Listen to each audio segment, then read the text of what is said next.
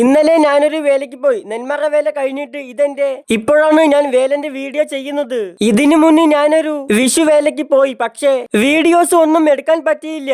അങ്ങനെ ഇന്നലെ വൈകുന്നേരം രണ്ടും കൽപ്പിച്ച് വേലയ്ക്ക് പോയി. പാലക്കാട് കോട്ടായി പെരുങ്കുളങ്ങര വിഷുവേലയ്ക്കാണ് പോയത്. അമ്പലത്തിലേക്ക് പോകുന്ന വഴി ഭയങ്കര ബ്ലോക്ക് ആയിരുന്നു. റോഡ് മുഴുവൻ ശിങ്കാരിമേളം, പിന്നെ ഓരോരോ ദേശത്തിന്റെ ഓരോ വേഷങ്ങളും. അങ്ങനെ നടന്ന് എവിടേക്കോ എത്തി. ഞാൻ ആദ്യമായിട്ടാണ് ഈ ഒരു വേലയ്ക്ക് വരുന്നത്. ഞാനിങ്ങനെ ഓരോ കാഴ്ചകൾ കണ്ട് നിൽക്കുമ്പോഴാണ് ഒരു ആന നിൽക്കുന്നത് എന്റെ കണ്ണിൽ പെട്ടത്. എനിക്ക് അതിന്റെ കൊമ്പ് ഭയങ്കരമായിട്ട് ഇഷ്ടപ്പെട്ടു. അങ്ങനെ ഞാൻ പാപ്പാന്റെ അനുവാദം മേടിച്ച് ആനയെ തൊട്ടു.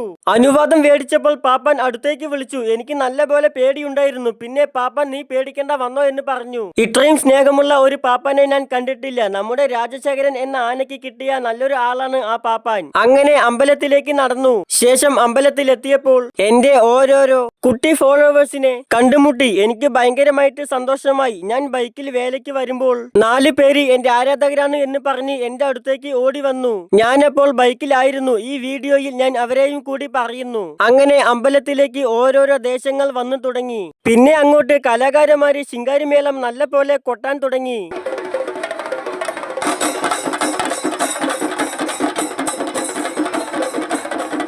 വേലന്റെ ഇടയിൽ ഞാൻ കണ്ട കാഴ്ചയെന്ന് ഈ ഒരു മുതലിനെ. ഈ വയസ്സിൽ അവൻ അധ്വാനിച്ച് പൈസ ഉണ്ടാക്കുന്നു. ഇവനാണ് ജീവിക്കാൻ വേണ്ടി പഠിച്ചവൻ. ഞാൻ ഈ കുരുന്നു മനസ്സിന്റെ മുന്നിൽ നമിച്ചു. അവന്റെ മുഖം കാണിച്ചത് വളരെ മോശമായി പോയി എന്ന് ആരും പറയരുത്. ജീവിക്കാൻ പഠിച്ചവർ ഏത് സാഹചര്യത്തിലും പൊരുതി നിൽക്കും. അവർക്ക് അതിന്റെ നാണക്കേട് ഒട്ടും ഉണ്ടാകില്ല. അതൊക്കെ കാണുന്ന നമ്മളുടെ കണ്ണുകളാണ് ശരിയല്ലാത്തത്. അങ്ങനെ വേലയൊക്കെ കഴിഞ്ഞു. കൂട്ടുകാരൻ അവന്റെ പെണ്ണിന് വേണ്ടി കമ്മല് മേടിച്ചു.